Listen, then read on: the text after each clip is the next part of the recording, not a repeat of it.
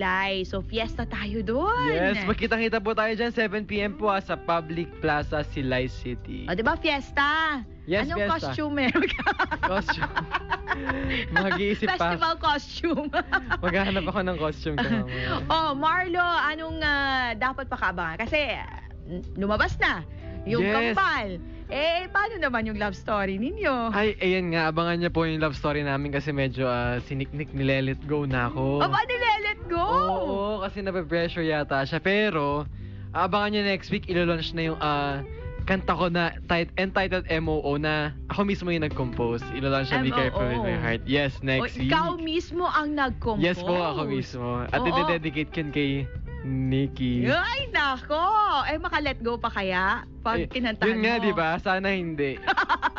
Abangan niyo po yan. Ay, hindi kanya nile-let go. Alam ko na yan, Chos. parang ite-text ko siya. Sige. Pagkatapos nun, ano pang dapat abangan pa sa iyo? Sa akin ako, actually, madami.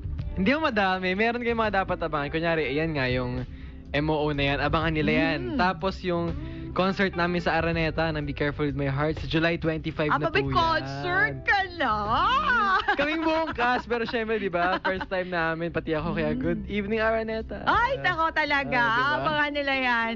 Parang, di ba, kasali ka na sa mga mag-good evening, Yes. Araneta. Good evening, Araneta na yun.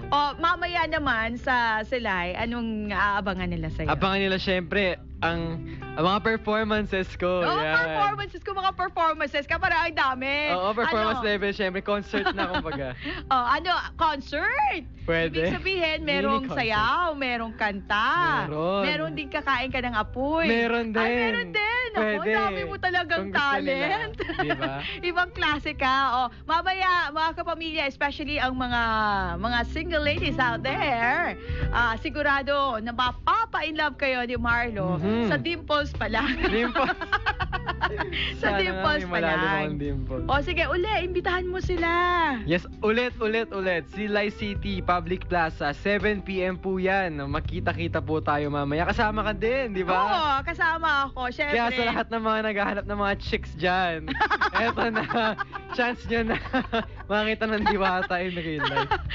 Sa mga naghahanap, si Mario naghahanap po ng chicks. Ako naman, naghahanap po ng sunog.